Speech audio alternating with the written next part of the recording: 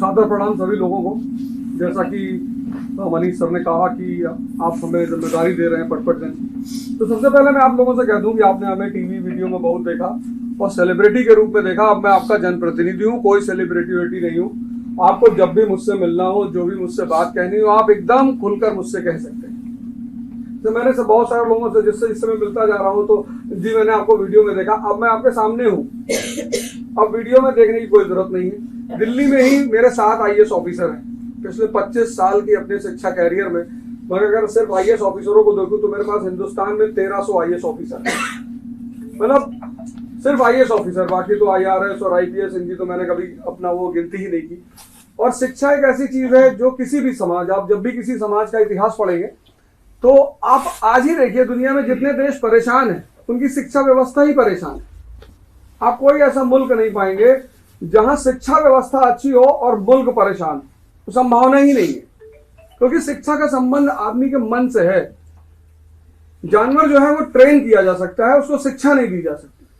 सिर्फ इंसान है जिसको शिक्षा दी जाती है, और शिक्षा का सिर्फ एक उद्देश्य होता है कि उसकी यहाँ की रोशनी को जला दिया जाए, कि वो उसको दिखाई पड़ने लगे कि सही क्या है और गलत क्या है।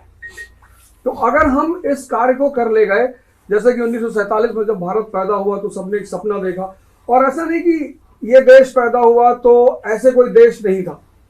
1787 में अमेरिका भी पैदा हुआ, हमसे बुरी हालत थी उसकी, 13 राज्य थे उसके पास, और सब झोपड़पट्टी स्लम एरिया, ये हालत थी 1787 में।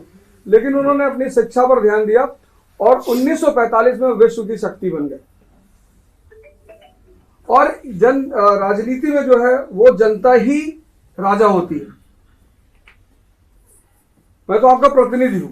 हमारा जो संविधान है उसमें यही लिखा, जो प्रस्तावना है, जो पहला पेज है उसमें यही लिखा हुआ है, we the people of India solemnly resolve, हम भारत के लोग। तो ये जो आप बैठे हैं, इस देश के असली राजा आप हैं, सत्ता आपको दी गई है, और आपको इस सत्ता के साथ ये अधिकार दिया गया है कि आप जिनको चाहें उसका अपना प्रतिनिधि चुन सकते हैं।